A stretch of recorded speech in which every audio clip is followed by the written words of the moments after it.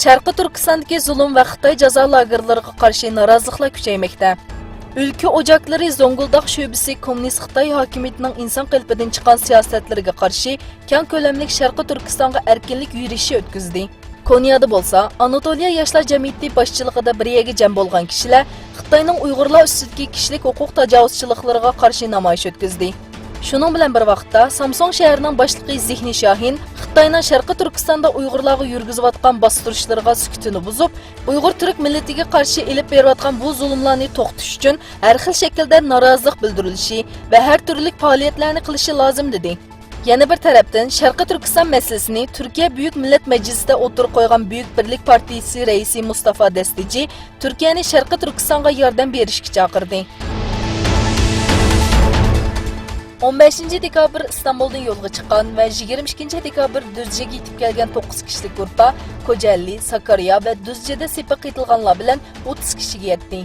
Turkiya va Sharqi Turkiston bayroqlarini ko'tarib, Saharda D100 tosh yo'lini bo'ylab yo'lga chiqqan guruh orqadan Bolu teg'iga qarab yo'l oldi. Payshanba kuni Amerika Adliya Ministerligi tarafidan sunilgan arizda Xitoy hakerlarning 100 mingdan ortiq Amerika dengiz armiyasi xodimining uchurlarini o'g'irlaganligi bildirildi. Aybnomada Juha va Jang Shilong ismli ikki hakerning Xitoyning bosh istixborot organi bo'lgan Xitoy Davlat bexatarlik ministerligi bilan munosabatli guruhlar bilan birlikda faoliyat olib borganligi o'tirib qo'yildi. Amerika Kengash palatasi yaqinda Saudiya Arabistonga aloqador qattiq bir pozitsiya bildirdi. Saudiya Arabistonning neft sohasida Xitoy bilan iqtisodiy va siyosiy jihatdan yaqinlashishi neft dollar sistemasiga tahdid deb qaralmoqda.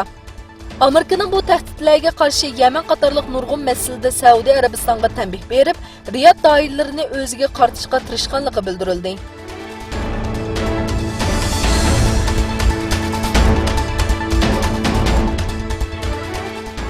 O'zbekistonning sobiq prezidenti Islom Karimovning maslahatchisi Mo'ydin To'xiri qo'lga olindi.